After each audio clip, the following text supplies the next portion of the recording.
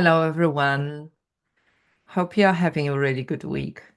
Today, I want to talk about a client that I've been working with over the last 6 months in my one-to-one mentoring and coaching package.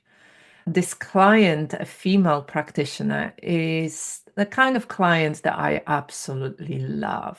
She's doing an amazing work in the world.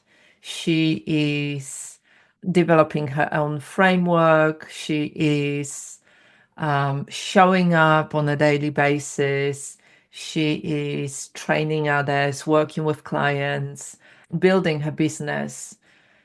She is really putting in the work. And as a consequence of that, she has created a really great momentum.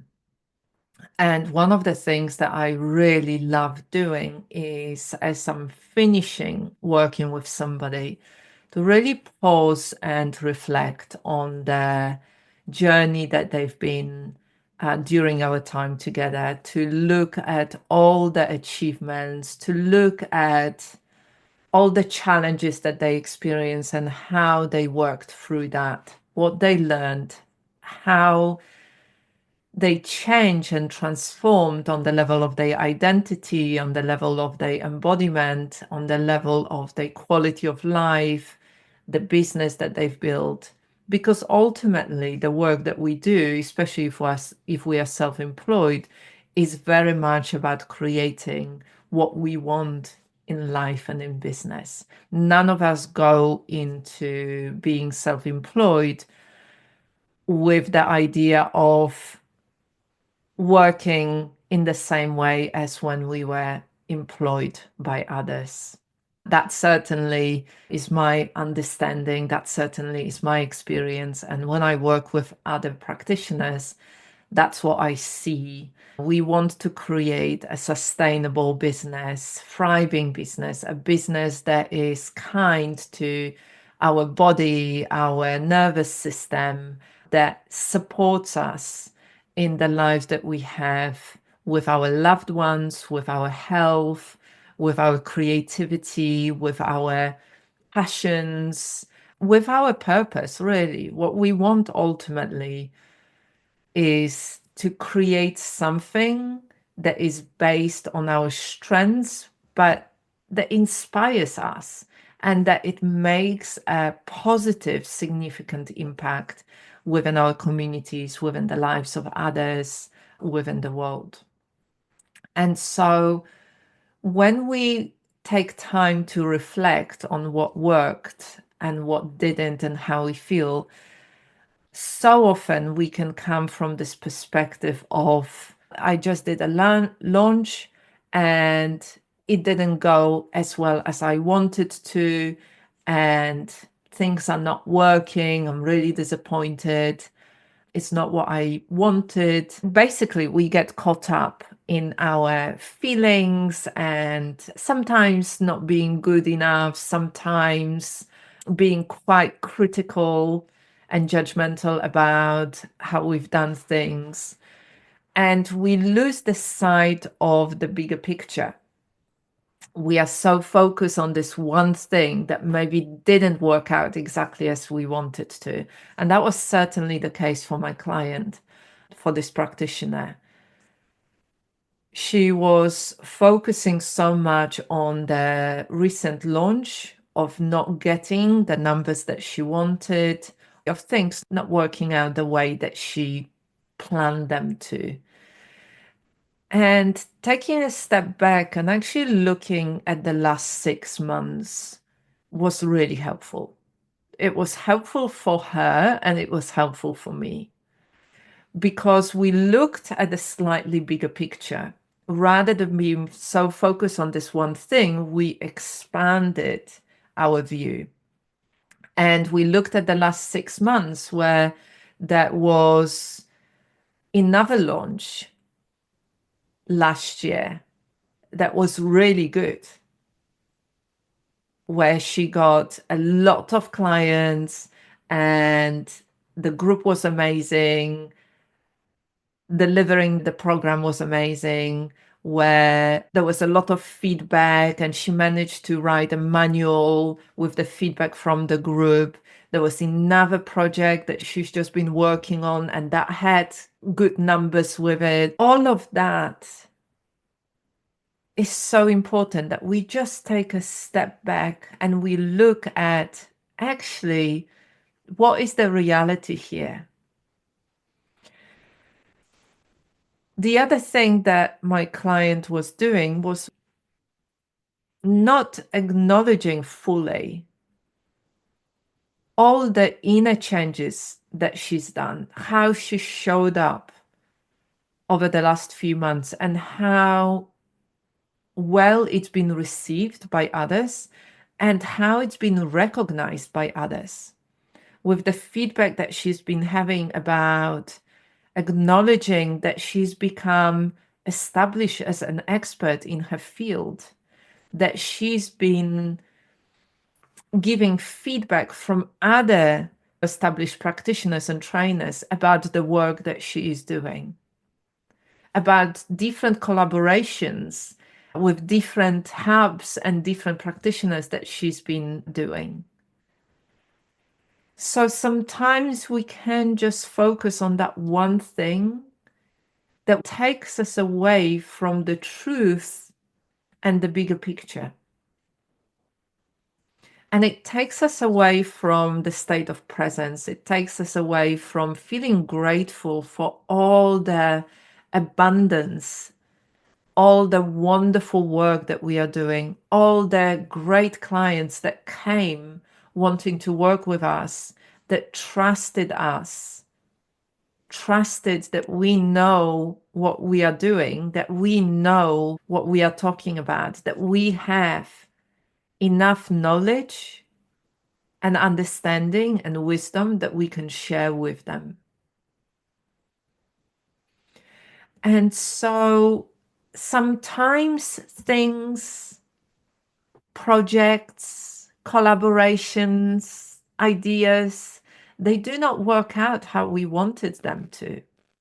Sometimes, for whatever reason, it didn't work out how we wanted it to. And so taking time to reflect, taking time to review, having space to do that is so valuable, because then we might realize that maybe this time it all felt squeezed. Maybe I came from the energy of wanting to get bumps on the seats rather than connecting with that energy and passion and the purpose and that focus on serving. Maybe there's been some kind of misalignment about how I was doing it or going about it. Maybe there is some kind of resistance within me to take that next step, to show up in a certain kind of way. Maybe I was spreading myself too thin, taking on too many projects. Maybe I was doing some kind of people pleasing, not establishing good boundaries, or not being clear about how I wanted to do things. Usually, it's something that is a combination of the inner work, which then impacts all the outer work, and then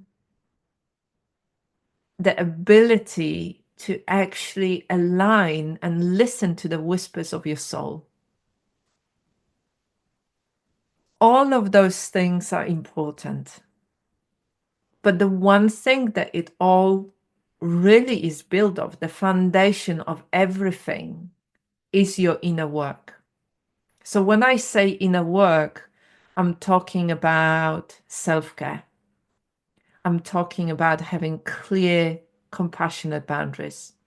I'm talking about living in an authentic way with your integrity, by which I mean when I feel no, I will take time to understand what's going on, and I will say no to something because it doesn't feel aligned. It means prioritizing rest, prioritizing what nurtures you, understanding that everything is built on that. You've heard that so many times. It's become such a cliche. You cannot give from an empty cup, or you cannot pour from an empty cup. That means that you have to prioritize yourself. That means that if you want to go the distance, if you want to be doing what you love for years to come, you have to prioritize self-care. You have to take time to understand your needs, to understand what's going on for you, and to meet those needs in an empowered way. Nobody will give you permission to do that. You have to give yourself permission to do that. And is it easy? Of course not. Our society continuously says to us, be as productive as you can be. That's the most important thing. Hustle, hustle, do more, do it better. And if you're not getting what you want, if you don't have the life that you want, there is something wrong with you because you're not working hard enough. And from my experience, my own experience and experience of mentoring and coaching others for the last 20 years, it's hardly ever the case that you have to hustle more. Sometimes it is, but very rarely. It's more about doing things in a different way. It's more about not doing everything more, but actually letting go of things that don't really work, that don't really feel aligned, that don't really allow you to connect in a way that is right for you.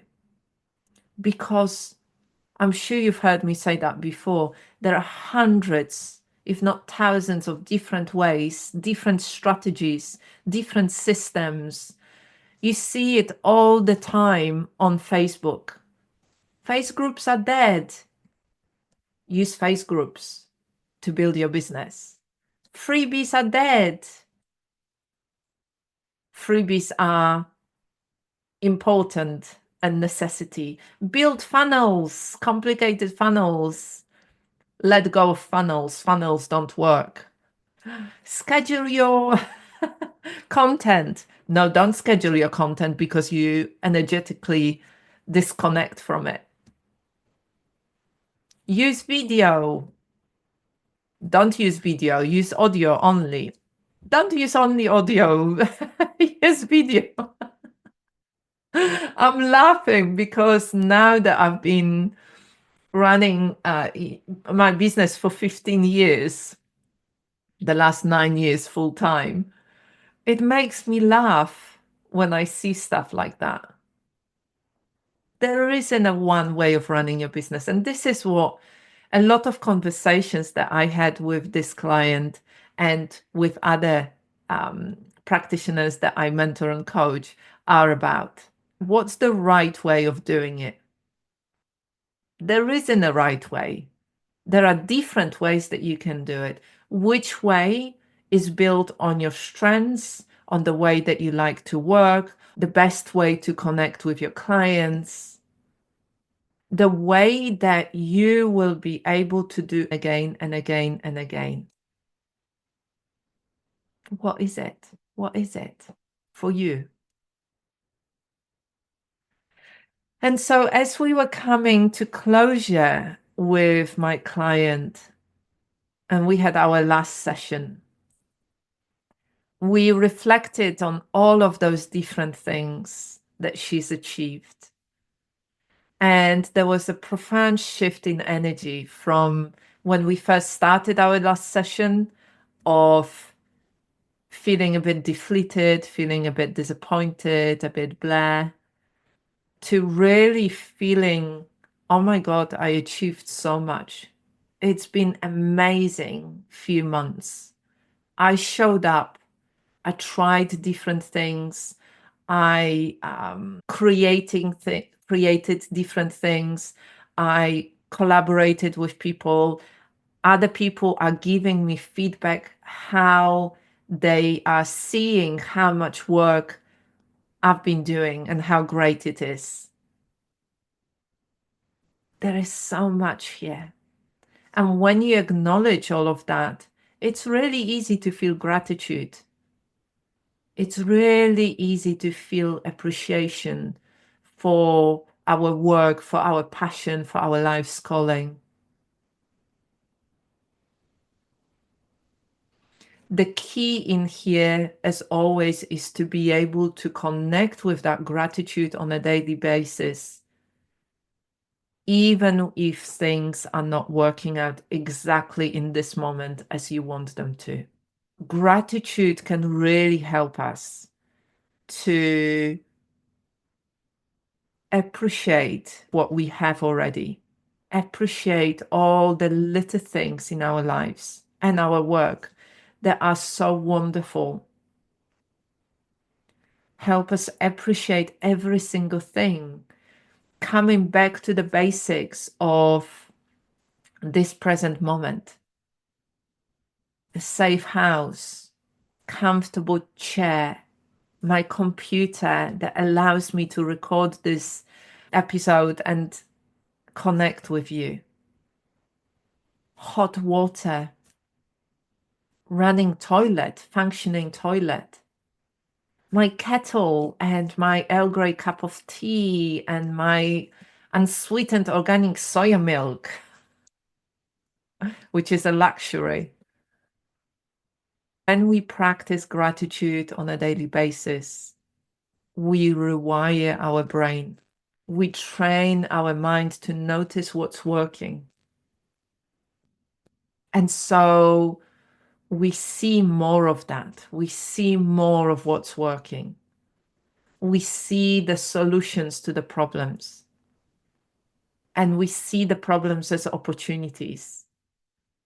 Yes, so this launch wasn't as great. And why? What happened there? Could I do it differently in the future?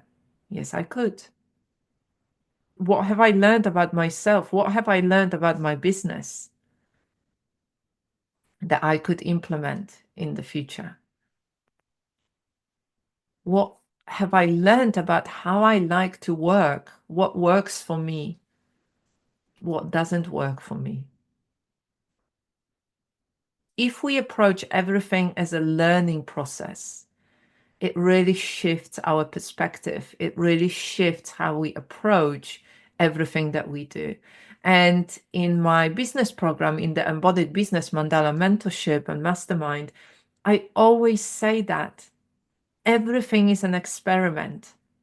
Everything is an experiment. Some things work for some time and then they stop working and you have to change it. Some things don't work for various reasons because it's not aligned, or we have inner resistance, or there is something around marketing or messaging or time of the year maybe, and our own relationship to it.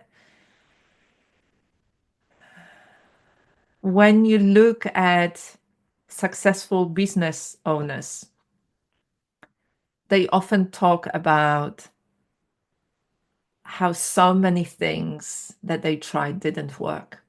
But one key quality in here is that they kept on going, they kept on trying, they kept on being committed and trying things out, learning new things. So this is the key with our work as well. We keep learning, we keep trying things out, we keep coming back to it. The days and the times where it feels like everything is so hard and things are not working, coming back to understanding, why am I doing it? Why am I doing it? And for soul-led practitioners, it's usually about how much we believe in the work that we are doing. I believe in this work. I know it works. I see it with my clients. It's amazing. And so I choose to keep going. I choose to keep engaging. I choose to connect with people because I want to be one of the voices in this conversation. I want to make some significant positive impact within this world, within my community, for my clients within this world, because I believe in it. So today, I want to invite you to do that for yourself, to allow yourself to step back and look at your work, look at your business over the last maybe 6 months, or maybe even a year, and acknowledge how far you've come, how much you've achieved, how you showed up for yourself, how you showed up for others. And then just notice maybe there is something that you need to acknowledge as a learning. And so then once you understand what it is, you can start implementing it.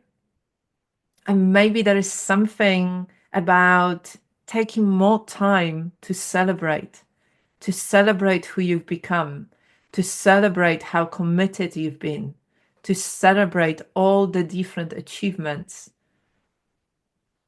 in your business, in your life.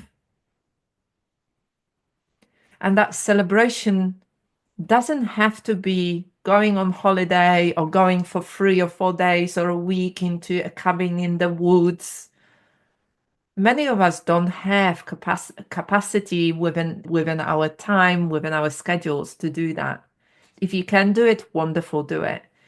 For me, it can be as simple as taking a little bit of time, lighting a candle,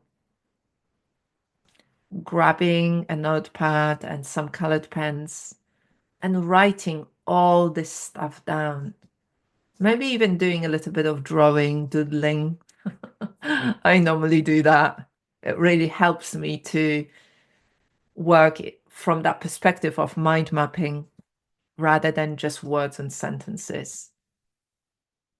And really taking a moment to appreciate fully, to feel that gratitude in the whole of your body for who you become, all the inner transformation and change, all the outer transformation and change, and feeling that gratitude and appreciation that you answered the call of your soul to do this work. So I want to wish you a really good week. Look after yourself. Take time for reflection. Take time for self-care, for self-nourishment, for connection with others, and celebrate your achievements and how far you've come. Take care for now.